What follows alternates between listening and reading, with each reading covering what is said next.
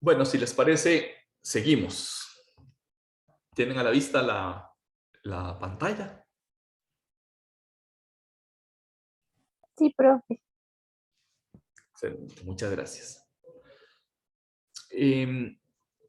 Aquí es importante el concepto de que la multa aplica sobre la totalidad de la base de la sanción.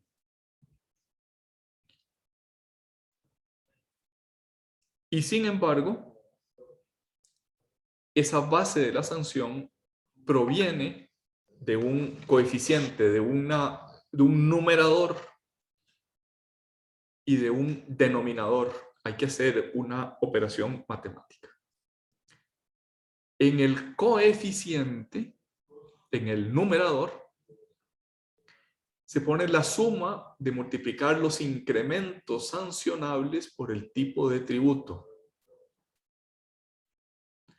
más los incrementos sancionables realizados directamente en la cuota del tributo o en la cantidad a ingresar. Si el tipo es, por ejemplo, el IVA 13%, y hay una base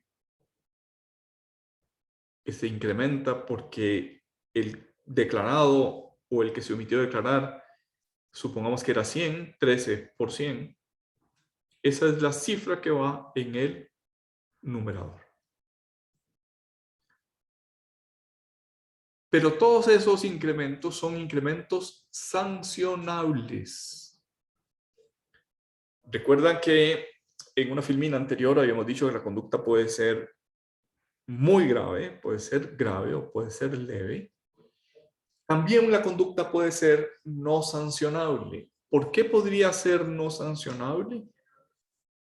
Porque no se ha cometido ni siquiera con el grado mínimo de voluntariedad, que es la negligencia.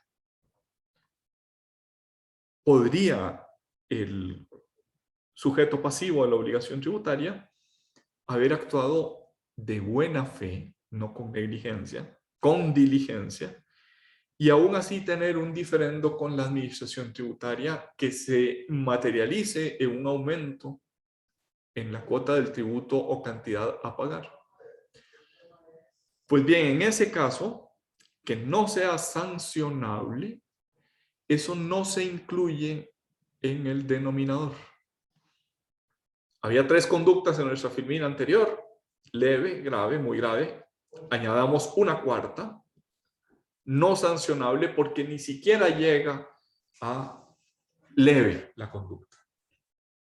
Pues bien, esa conducta no sancionable no suma en el numerador, mientras que sí suma en el denominador, que es la suma de multiplicar todos los incrementos, sancionables o no, por el tipo de tributo, sancionables o no,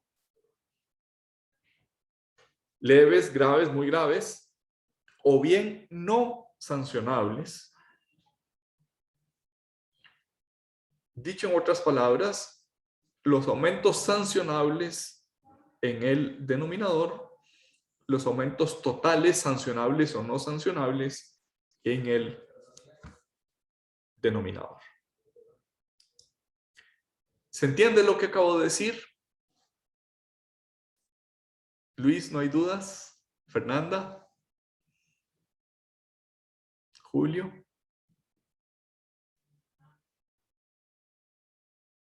Está claro, profe. Sí, ¿lo puedo Sí, preguntar en el examen? yo creo que sí. Ah, bueno. Si hay dudas, por favor interrumpan, porque esto no es de fácil explicación, este artículo 81 del Código Tributario. Vamos a intentar hacerlo con un ejemplo. Esta es una persona física. Esta es su declaración del impuesto a las utilidades del 2013.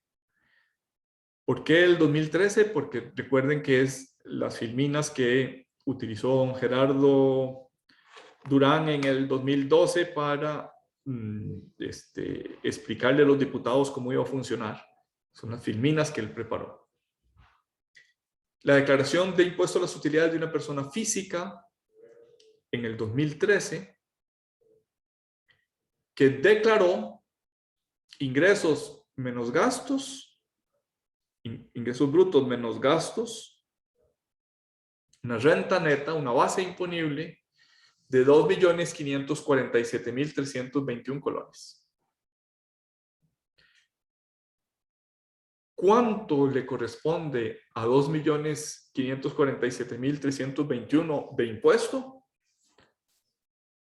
Le corresponde 0 de impuesto.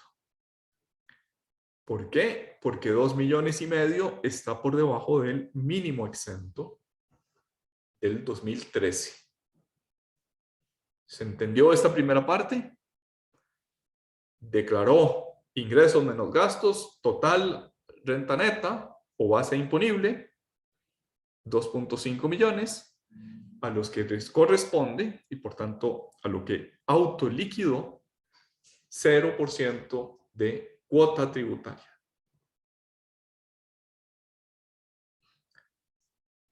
Llega el auditor fiscal y le hace 3 ajustes.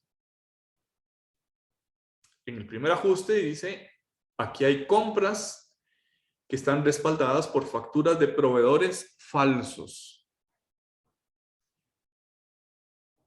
No existe el proveedor. Usted me metió en la contabilidad y por tanto en la declaración unas facturas truchas, dirían los argentinos, unas facturas falsas, unas facturas de proveedores que no existen, por 48 millones de colones.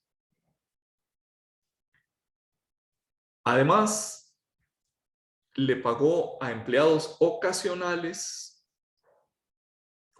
es que no son permanentes, por servicios realmente prestados a la empresa, pero que no fueron declarados a la Caja Costarricense del Seguro Social.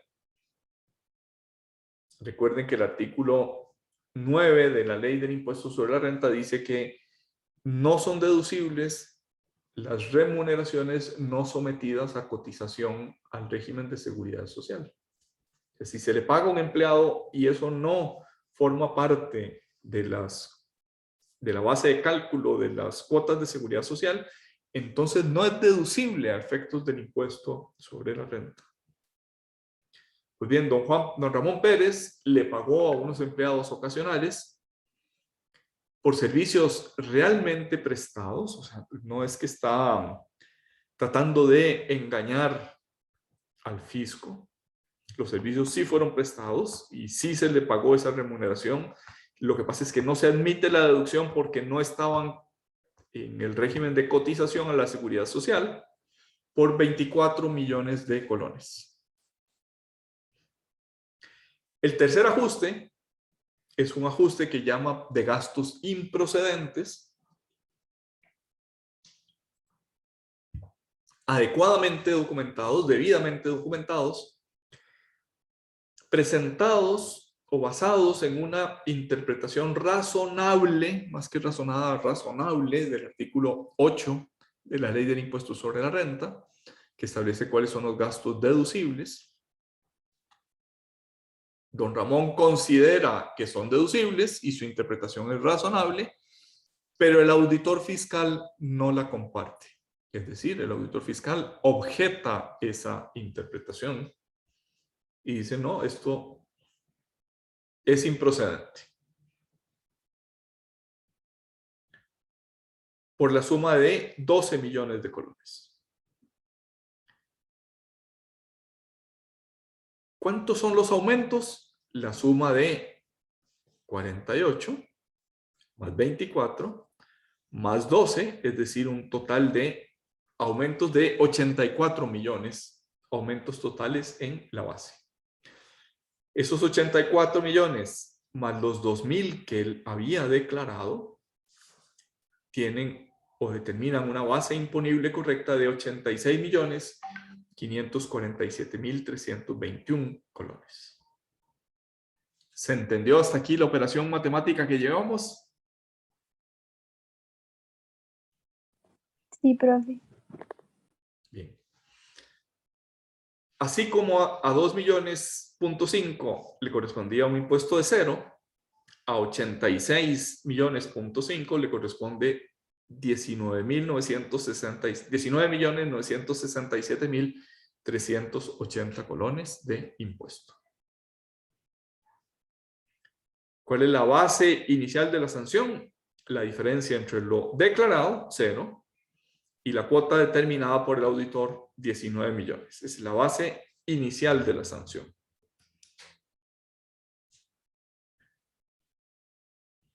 El aumento 1, recuerden que teníamos 3 aumentos. Compras respaldadas con proveedores falsos o facturas falsas. Se considera muy grave, puesto que utiliza documentos falsos. El segundo aumento se considera leve. ¿Hay alguna negligencia? Se le pagó a esos empleados, pero se considera que no se tuvo el deber de cuidado de incluir esas remuneraciones en la cotización de seguridad social.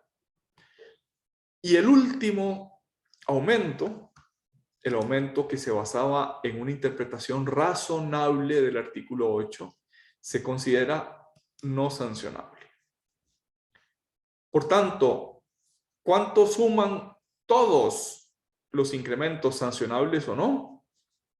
84. ¿Cuánto suman los incrementos sancionables? 72. 48 más 24 son los sancionables. 48 más 24 más 12 son los sancionables o no. Recuerden que nuestra operación es los aumentos sancionables en el numerador sobre el total de incrementos sancionables o no en el denominador.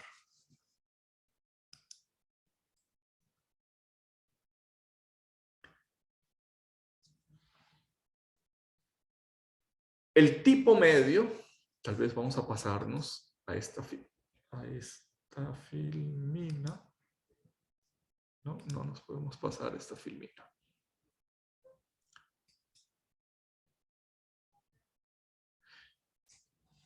El tipo medio es el impuesto determinado, 19 millones, entre la base imponible correcta, 86. Dijéramos en este supuesto aquí, la suma determinada, 19.967.380, entre la base imponible correcta, 86.547.321. Ese es el tipo medio, el tipo promedio. 19 entre 86, 23,7%. El primer ajuste, el asociado a compras falsas, 48 por el tipo medio, 48 millones de facturas falsas por el tipo promedio. Recuerden que don Ramón Pérez tenía tipos progresivos, 0, 10, 15, 20, 25. En promedio, 19 millones sobre 86 son 23,7%. En promedio, 23,7% por 48 nos da una primera suma de aumento de 11.073.100 asociada con este ajuste.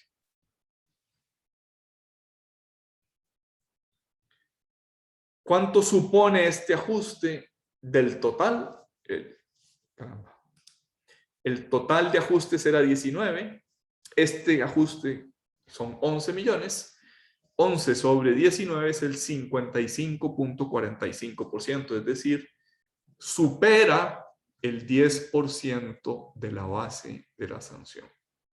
Es un 55 y para que la conducta se considere muy grave, se necesita que la conducta asociada a compras falsas supere el 10% de la base de la sanción, como sucede en este caso. Una vez que determinamos que la multa a aplicar no es ni leve ni grave, sino muy grave, terminamos de hacer nuestra operación. En el numerador los incrementos sancionables, ¿se acuerdan? 48 más 24 igual 72 millones. Por el tipo medio, 72 millones por 23.07 nos da 16.610.000. En el denominador, el total de ajustes, 48 más 24 más 12 por el tipo medio, 84 es la suma de 48 más 24 más 12 por 23%, eso nos da el 19.378.800. ¿Cuál es ese coeficiente? 16 entre 19, 85.71%. Y la sanción aplicable es de 150% sobre el 85.71% de la diferencia de impuestos, que es 19. 19 por 85 nos da 17 millones. Y este incremento que es sancionable, se le aplica una multa del 150%.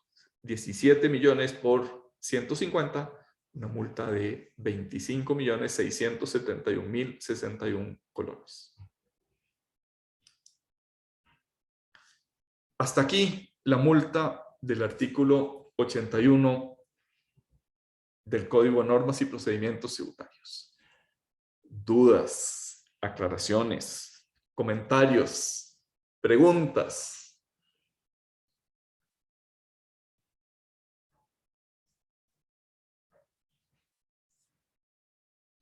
No hay ninguna. Caramba.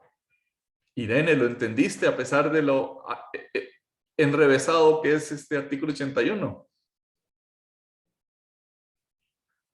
Sí, un poco complicado, pero sí, lo he entendido, profesor. Bueno, qué bien. Léanlo despacio, léanlo varias veces. Es un artículo muy largo en el Código Tributario. Léanlo varias veces y después utilicen estas filminas poniéndole otras cifras para ver si son capaces de hacer ese ejercicio. Es una forma de entenderlo. Yo sé que no es fácil de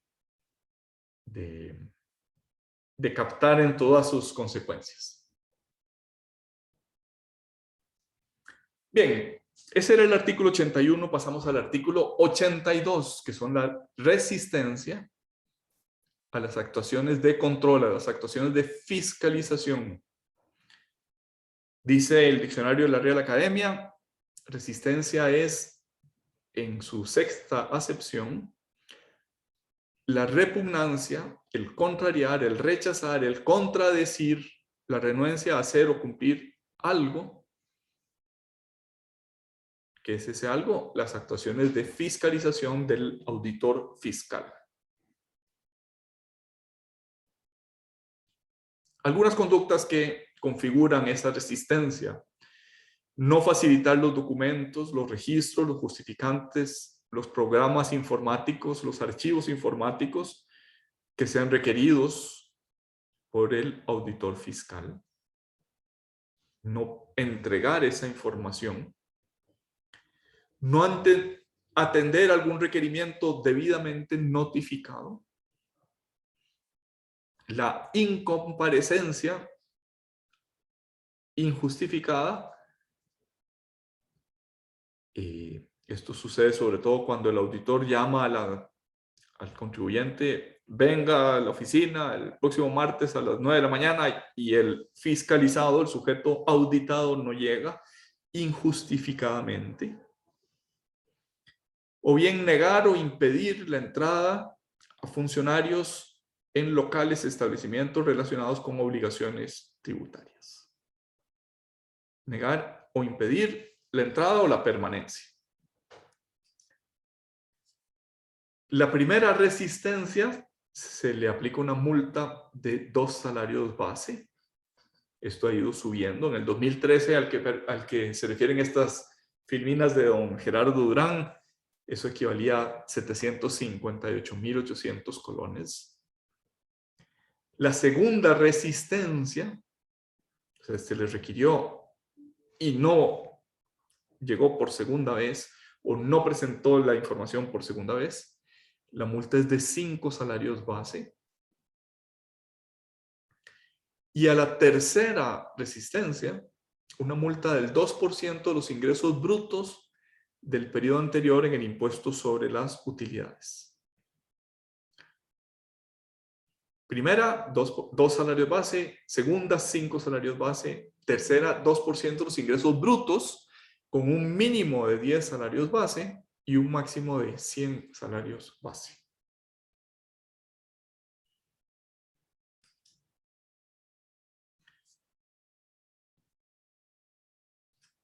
Esta filmina del artículo 82 se refiere al suministro de información personalizado. Incluso no se utiliza mucho la palabra suministro, sino más bien la palabra requerimiento. Se le pide al sujeto pasivo, deme esta información, deme este archivo, entrégueme esta factura. Pero son requerimientos ad casum, caso por caso. En cambio, este artículo 83 se refiere a la información masiva, a la información que no se requiere individualizadamente a un sujeto, sino que se pide a todos los sujetos que estén en una misma circunstancia o en unas mismas condiciones. El que no suministre información dentro del plazo establecido, ejemplo, existe un formulario D150 que obliga a los contribuyentes a proporcionar información de sus compras y de sus ventas y de los alquileres y de los salarios pagados a profesionales una vez al año. Si no se presenta ese formulario, que no me lo piden particularizadamente a mí, sino que se lo piden a todos los contribuyentes, eso no es un requerimiento, sino es un suministro de información. La penalidad es el 2% de los ingresos brutos con un mínimo de 10 salarios base y un máximo de 100 salarios base. Y si se suministra la información con errores de contenido, ejemplo, yo estoy obligado a proporcionar cuánto pagué de servicios profesionales y omito alguno o presento la información de uno de esos profesionales con defectos, con errores, es el 1% de un salario base por cada registro incorrecto. Esta segunda multa, la del inciso B, pues es bastante menos severa que la del inciso A. Por cada error en cada línea, por ejemplo, el formulario de 150 de una empresa multinacional que conozco tiene algo así como 100 y pico páginas. Y en cada página hay 40 o 45 renglones. Por cada renglón, por cada registro incorrecto, 1% de un salario base. Pero se necesitaría que tuviera 100 errores para llegar a 462.200 colones, que es el salario base en el 2021.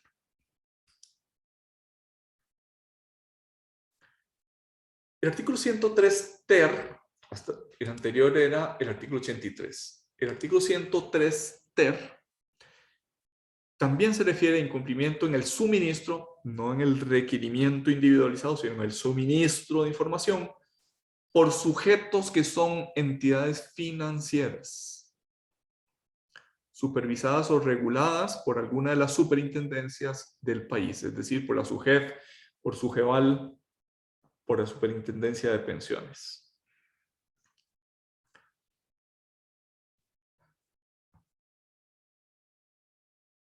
Cuando se pida a una entidad supervisada con copia de la resolución judicial que los autoriza, porque la resolución judicial es necesaria para vencer el secreto bancario, y se incumpla con ese requerimiento de información, la multa es del 2% de los ingresos brutos del banco o de la operadora de pensiones o de la operadora de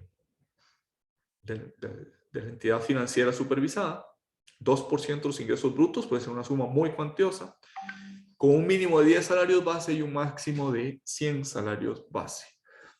Es decir, si el salario base en el 2021 es 462.200, 100 salarios base son 46 millones de multa. Hay otras infracciones, por ejemplo, no llevar los registros contables y financieros, la multa es de un salario base. No llevar el registro de accionistas de acuerdo con el artículo 137 del Código de Comercio, multa, un salario base. No emitir o no entregar facturas, 2 salarios base. Y como decíamos, si reincide el sujeto, la sanción es la sanción de cierre de negocios.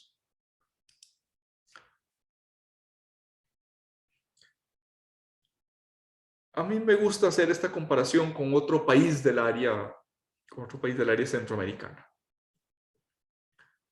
Mientras que el artículo 41 de la Constitución Política de ese país prohíbe la imposición de multas confiscatorias y las define como aquellas que excedan del valor del impuesto omitido. A mí me parece que una multa del 150% o del 2% de los ingresos brutos perfectamente podría ser considerada confiscatoria, o al menos lo sería en este país cercano.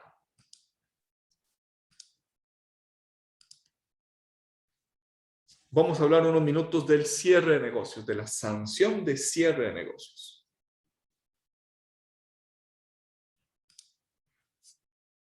Dice el artículo 86 que hay unas infracciones que dan lugar al cierre de negocios. ¿Cuáles son esas infracciones? Los que reincidan en no emitir facturas, los que no las entreguen al cliente. Es curiosa esa definición. Yo puedo emitir la factura, pero además debo entregársela al cliente.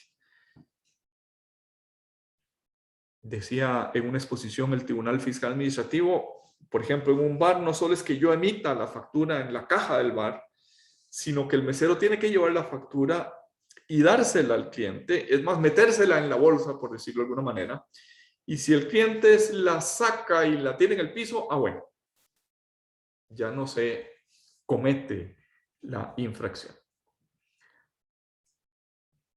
Esas son las conductas del primer párrafo.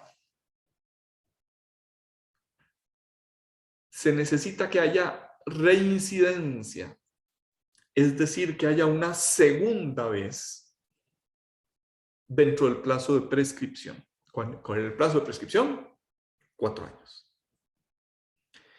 Y se necesita que la primera sanción tenga resolución firme, multa por no emitir facturas o multa por no entregárselo al cliente, para que se pueda iniciar el segundo procedimiento sancionador, y una vez que el segundo quede en firme, se puede aplicar la sanción del cierre del negocio. Se pueden iniciar antes, pero no se puede imponer la sanción hasta que la primera quede firme.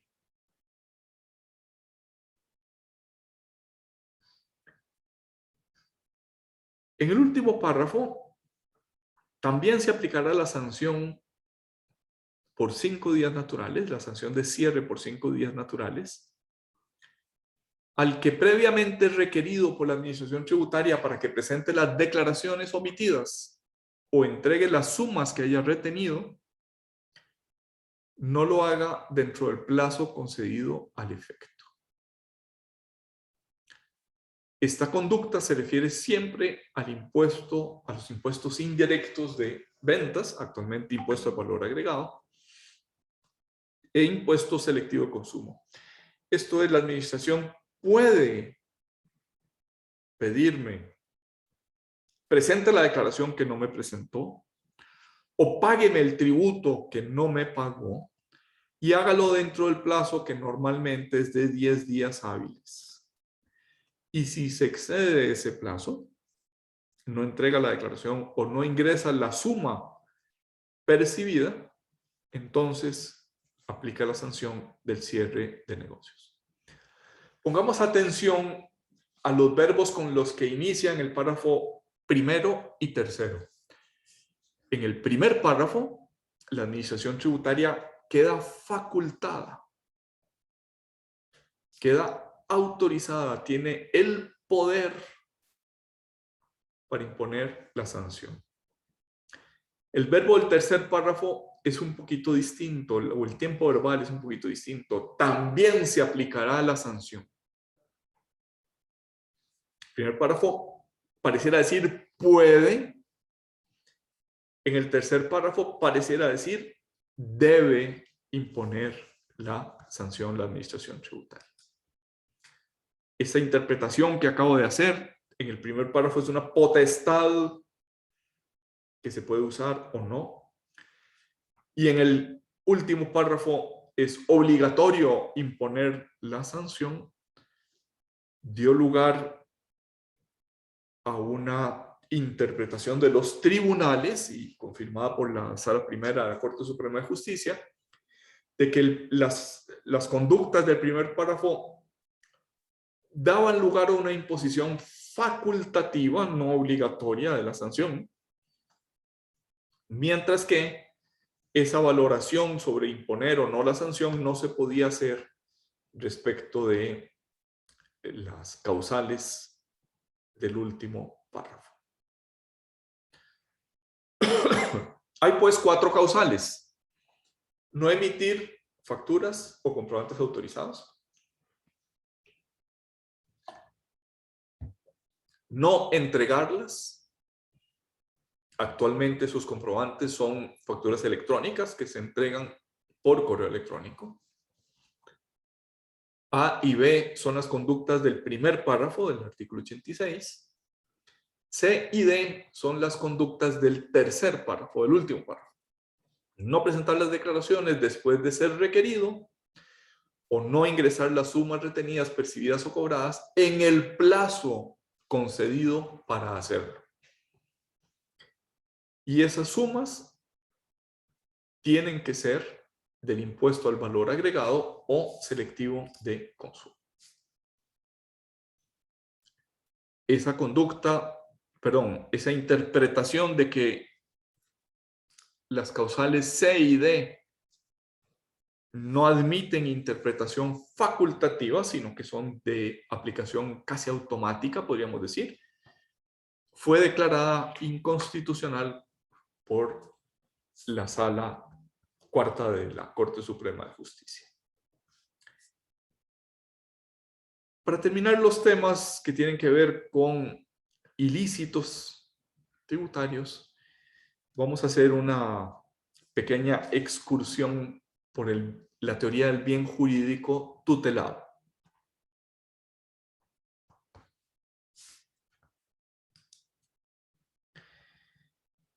Para que una conducta dé lugar a una sanción, debe conformarse una trinidad, una tríada de características. En primer lugar, el comportamiento debe ser típico. Típico quiere decir como el tipo que acuña una moneda. Esto es descrito objetivamente como prohibido.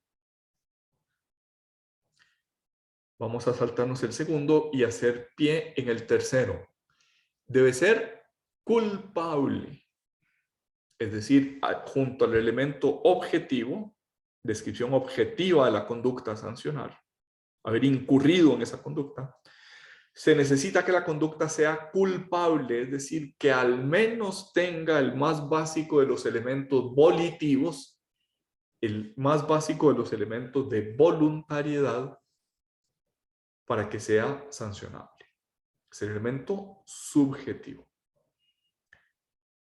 Pero no basta la suma del elemento objetivo y del elemento subjetivo, sino que además debe reunirse la antijuridicidad.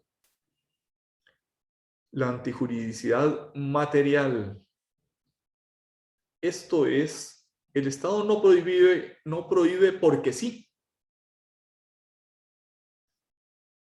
No sanciona solo porque la comparación de la conducta objetiva versus la norma de prohibición nos diga se incurrió en una conducta prohibida, sino que es necesario que haya una lesión significativa del bien jurídico tutelado.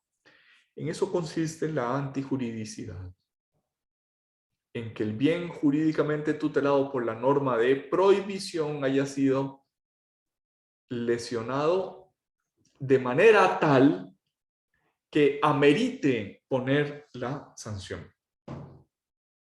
Lesión significativa o suficientemente significativa. Ejemplo de lo que quiero decir. Voy a las 10 de la noche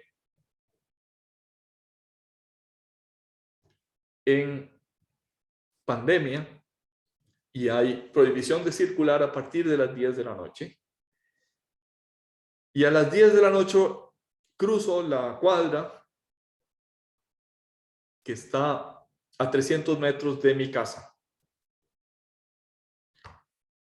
¿Hay lesión significativa del bien jurídico tutelado por la norma de prohibición? ¿Se prohíbe circular después de las 10 de la noche? Yo pienso que no.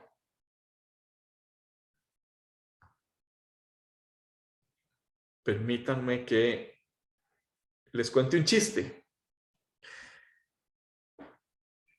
Hace muchos años, en un país donde había toque de queda, donde había ejército que podía hacer cumplir el toque de queda, porque en aquel país había casi una guerra civil en curso.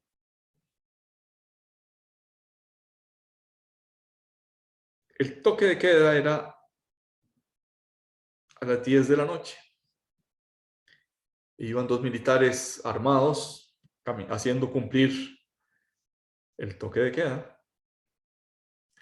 Faltaban 10 minutos para las 10 y se encuentran con un pobre cristiano que iba, corre, casi caminando, casi corriendo para su casa.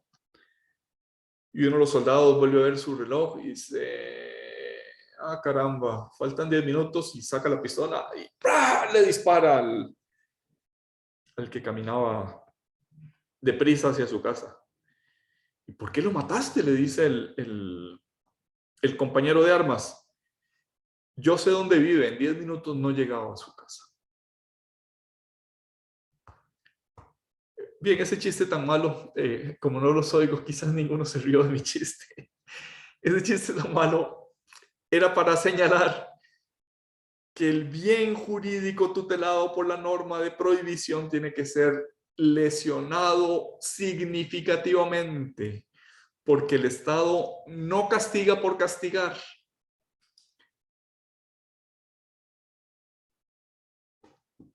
Estas filminas que vienen a continuación, bueno, esta es una en la que no se aplicó esa doctrina. Y esta filmina es: la posición de la administración ha sido predominantemente formal, esto es, considera el elemento objetivo y el elemento subjetivo, pero ni siquiera se refiere ante la antijuridicidad. A veces se dice antijuricidad material. es importante para poder aplicar la antijuridicidad material saber cuál es el bien jurídico tutelado por la norma. Porque solo sabiendo el bien jurídico tutelado por la norma, entonces se puede valorar si la conducta le provocó o no una lesión significativa a ese bien jurídico tutelado. Ejemplo. Sanción de cierre de negocios. Que no ingrese las sumas en el plazo que se le conceda. Se le concedieron 10 días y la empresa no pudo pagar el día 10, sino que pagó el día 11. ¿Se violó el bien jurídico tutelado? O mejor dicho, un paso para atrás. ¿Cuál es el bien jurídico tutelado que dice que hay que pagar dentro del plazo concedido por la administración? El bien jurídico tutelado es el erario, la hacienda pública. Hay que pagar dentro del plazo. Si usted se pasa unas horas de ese plazo, lesionó la hacienda pública de manera significativa, de tal manera que se justifique o no imponer la sanción del cierre de negocios. Pues eso es algo que debe valorar el auditor fiscal, algo que tiene que valorar la administración tributaria. Si la lesión es suficientemente significativa del bien jurídico tutelado, en este caso, erario público, hacienda pública. No entregar las declaraciones dentro del plazo conferido. ¿Cuál es el bien jurídico tutelado? Las facultades de fiscalización de la administración tributaria. Ya no es el erario, ya no es la hacienda, es las potestades de fiscalización. El plazo se vencía a las 5 de la tarde y se entregó a las 5 de la mañana siguiente. ¿Se violó significativamente el bien jurídico tutelado? Yo creo que no. Pero este es el tipo de discusión que nos enfrentamos frecuentemente en ilícitos administrativos. Y colorín colorado, la clase de hoy se ha acabado.